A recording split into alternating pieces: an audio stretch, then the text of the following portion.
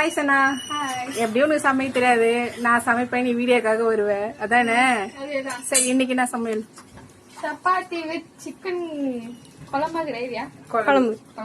சரி, ஒரு டேஸ்ட் பாக்குறியா? அதுதானே கூப்பிடுவோம். உள்ள வந்து டேஸ்ட் பாருங்க. உள்ள வந்து டேஸ்ட் பாருங்க.